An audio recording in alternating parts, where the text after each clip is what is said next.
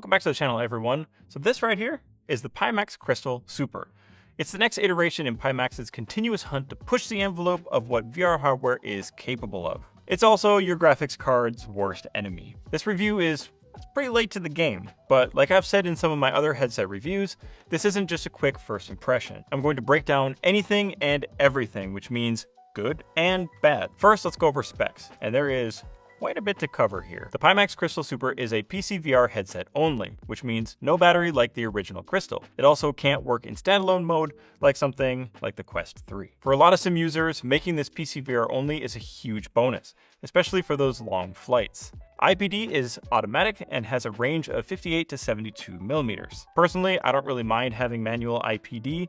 It's just one less thing that can break, but it is kind of nice to put on the headset, have it adjust for you, especially if you don't know what your IPD is. The Super adds eye tracking, which means you can finally use foveated rendering to squeeze out more performance from less GPU. We'll get into that a little bit later. Tracking is inside out using 4 exterior cameras, and I'll talk about that tracking a little bit later. The Super has a new feature from Pimax, and that is a swappable optical engine. The options for this optical engine are what I have here, which is the 50 ppd version, as well as a 57 ppd version, and possibly a micro LED version in the future. Let's talk about the differences between the two available versions just real quick. So the 50 ppd version that I have here gives you 3840 by 3840, which is 4K per eye, running at a max 90 Hertz. The field of view for this is 127 degrees horizontal. Now this is extendable to 138 degrees in lab mode. More on that later. So this optical engine can be swapped out for a 57 ppd version with that same resolution, same refresh rate, but a field of view that is slightly smaller at 120 degrees horizontal. As mentioned before, there may be a micro LED version coming, as well as a version with a higher horizontal field of view. If you pop that optical engine out, you can see 2 fans mounted up front to keep things cool, and it gives you easy access to the lenses if you need to replace one or upgrade it to something like prescription lenses, or maybe a lens that offers a higher field of view. Connection is through a simple and refreshing USB-A and DisplayPort, with external power being sent to a very small dongle. This is the same as the Crystal Lite and much smaller than most other headsets. Smaller is better in this scenario. There are menu and volume buttons up on top, which can be used in place of your controllers, something that us sim folks like to see. There are microphones on either side of the bottom, and they sound a little something like this. Okay, and this is how the Pimax Crystal Super sounds through the microphones. So the big question is, how does it compare to something like the Crystal Lite? Yeah, I think that pretty much sounds the same. This does have pass-through, but just like the Crystal Lite, it's black and white and absolutely horrendous. I think the only time I'd really use it is if I was alone in the room, maybe on a long night flight. You get that tingly feeling in the back of your neck, like somebody's there with you. Quick tap, look around to see if there's an unfamiliar blob in the room, and then back to simming. Other than that, it's not really a feature to boast about. I'm going to be comparing this to the Crystal Lite, which is the batteryless successor to the pretty popular Crystal, and the Vario XR4, which is insanely expensive, but has some of the absolute best visuals I have ever experienced in a headset. My go-to test for these headsets is Microsoft Flight Simulator 2024, which heavily rewards users if their hardware can keep up. I've got a 9800X3D and a 5090, so I'm going to be able to assess the Super at its absolute max resolution and frame rate. Maybe. So my first impressions are these. It's super bright. So bright, it looked washed out a bit. This is the same as how the XR4 was when I first fired it up. There is an adjustment available in the sim to reduce the exposure, which was a huge help. Clicking this down a few notches made everything look incredibly realistic. I put the Super on after using the Quest 3 for quite a few flights, and man, this is a huge step up. Now it's time to make a confession with this. And really all the Pimax headsets that I've tried, they make me feel a bit cross-eyed. So let me explain this a little bit. When I first put on the MetaQuest Pro after it was released, I was blown away. Not by the resolution, which was actually mediocre, but by the lenses. This was my first interaction with pancake lenses. The clarity was unmatched at the time. Then I got the XR4, and it is so good that it has become the benchmark for all other lenses in every headset I have tested since. Then came the Crystal Lite. The lenses were perfectly clear for me, but I found myself feeling like I had to just cross my eyes a little bit to focus on things that were at a distance. Maybe one of the lenses wasn't aligned just right. I even had Pimax send me a new headset, but still I had the same issue. It's not terrible, but it was just slightly uncomfortable, especially after a longer session. Now I know that some people don't have this issue, but enough people do that I saw a lot of complaints exactly like mine. Now this can't just be my eyes, because I haven't felt this on any other headset that I've tried, and my wife tried on the Crystal Lite and the Super as well, and had that same feeling. To be completely honest about this, it is annoying, but I started to get used to it after a few flights, and then I couldn't really tell after that point. It's only when I went back and forth between the Super and the XR4 that this issue would stand out. So it's absolutely not a deal breaker if this is your primary headset. All right, let's talk about some audio. It has it, and that's about it. The speakers are standard across all the Crystal headsets. Average speakers that can be upgraded to the DMAS speakers, and I highly recommend this option as your first upgrade. The stock speakers just don't get loud enough to really matter. If I'm sitting in an open cockpit flying at 100 miles per hour, it should be loud. The stock speakers not only don't get loud enough, they are missing any semblance of bass. Audio matters, and nobody wants to wear a headset on top of their headset.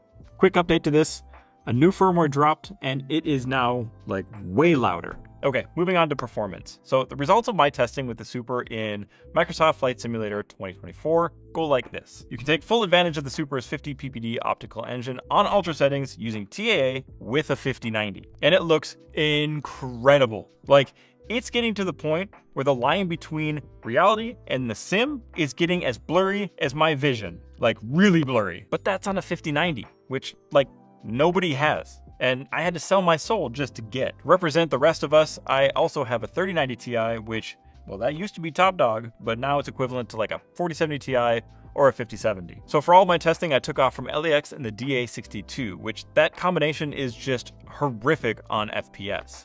It's also the add-on airport for LAX, which makes it suffer even more. The Super was getting pretty much the same FPS as the XR4, which makes sense because it's the same resolution per eye. Now I did notice that setting the Super's resolution to high, it was rendering much higher than it should have, causing excessive drops in frame rate. Medium was the sweet spot here at 100 for the render scale. It looks absolutely incredible, and when the settings are tweaked, you can get an average frame rate above 30. Cockpits look crispy and text is very easily readable. Moving to the 3090 Ti, well, that was a bit of a mixed bag. To get playable frame rates, I had to turn down the render scale and lower some of the settings in global. If you are using this on older generation GPUs, you may need to enable DLSS to make it work. Now, enabling DLSS does help quite a bit, but as always, it comes with artifacting. It's really not that bad though, but if you don't have the hardware to run the Super at full res and TAA, you're definitely missing out. Now, maybe you plan a GPU upgrade in the future and you want the Super now. Well, DLSS will keep you flying and it still looks incredible. Now, this sim is a real ball breaker for GPUs due to them having to generate the additional display required for your two eye holes. This also may not be everyone's cup of tea, so let's test a game that isn't so graphically challenged and offers some pretty stunning visuals in VR. No Man's Sky. Ultra across the board for this test.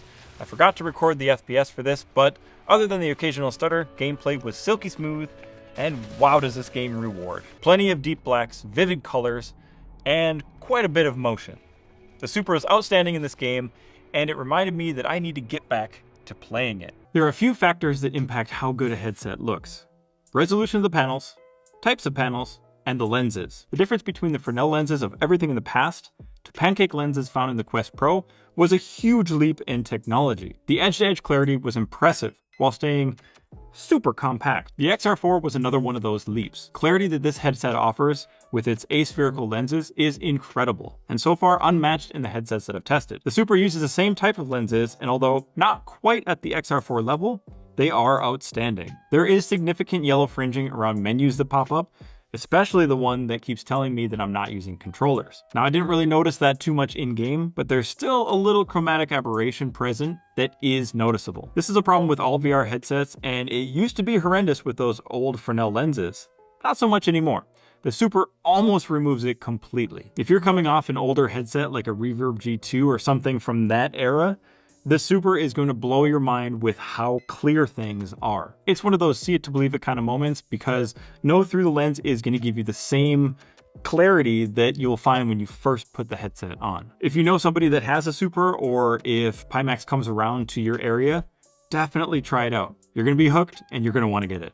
Now, the Super does have local dimming like the Crystal Lite, and just like the Crystal Lite, I found that in the games that I play, like The Sims, you don't really need local dimming. But there are a lot of games out there, especially like horror games, where it is really dark most of the time. The local dimming can help out. There is a slider in the Play software that can go from low to high local dimming, and I didn't really notice a difference on this. Something that may not be talked about a lot is how far the Pimax Play software has come from a couple years ago until now. I have never had an easier experience with a VR headset, and I'm saying this after using everything. This is truly plug and play. You download the software, connect the headset, everything recognizes it, it automatically sets your OpenXR for the Pimax version, go into the sim, and it worked. That's it. There was nothing else to mess with. Every time I connected the headset and went into the sim, flawless. I never had a hiccup. That may not be the case for everybody. Your experience may be different based on your hardware, what you have on your computer, other things that are at play. But for me, it was absolutely flawless. The inside-out tracking on this headset was fantastic. At no point did I lose a controller or lose my position at all. You know, coming from something like the XR4, which has just abysmal tracking, the Super is rock solid. And I tried it in all lighting conditions. Really dark, really bright lights, having a monitor in front of me, it didn't matter. It was just solid all the way through. Pimax's algorithm is perfection. Now moving on to comfort. I say this for every headset I review. Every head is different, so your results may vary. I found the Super to be perfectly average comfort. There does seem to be quite a bit more weight out front compared to the other headsets, and I think this is due to Pimax bringing in all the components together into one removable optical engine, rather than spreading it out in their typical hammerhead shape. The strap on top helps support the weight, but the balance makes things feel kind of floppy. The next issue I have is the faceplate. It hits my cheekbones and puts enough pressure on them to get uncomfortable over time. The Super isn't alone here, with the Crystal Light and the Quest feeling the same way. All these headsets use pressure from the front and the back of your head to make the seal, and that top strap tries to take some of the weight. The XR4 and the MetaQuest Pro use another approach by putting a large pad up on your forehead to support the weight, and using like a floppy rubber seal instead. I find this way more comfortable, but it's also not great for quick movements, because that causes the headset to move side to side significantly. The fantastic folks at Studioform do make upgrades for the Crystal Light and the Super, so you can make it more comfortable. I used it on the Light and had great results, and the Super uses an almost same faceplate. They're slightly different, but the foam that Velcros on is the same, so you can use Studioform's products on there. Let's move on to lab mode and upscaling. So Pimax says there is a max field of view for the 50 ppd engine of 127 degrees horizontal. If you enable lab mode in the Pimax Play software, you can increase this to 138 degrees. My advice? Don't. I had a real hard time focusing in this mode, and that cross-eyed feeling went from manageable to just nauseating. It does provide an increase to your FOV, but I don't feel it was worth it. If you do get this headset, try out this mode and let me know in the comments if it's just me or if you also had similar issues. While we're talking about options in the Play software, we should touch on the ability to change between 72 Hz and 90 Hz. This is a good option if you are running the Super with lower tier hardware. Aiming for half frame rate at 72 Hz is a lot more achievable rather than half of 90 Hz. There's also a third option in the software, and that's 72 Hz upscaling lab. Now this uses Pimax upscaling tech, and at this resolution, 72 Hz lab mode will only get you a few FPS increase at the cost of some sharpness. It kind of fuzzies everything up a little bit. My recommendation here is to stick to 90 Hz or 72 Hz, just regular mode, and then in the sim, use DLSS. Now, if your game isn't compatible with that, then yes, you can use this to increase your frame rate in those very specific games. Let's talk about the cost. So the Pimax Crystal Super is $1,735. That's 3 MetaQuest 3 headsets, plus some change for games. But it is also less than a third of an XR4.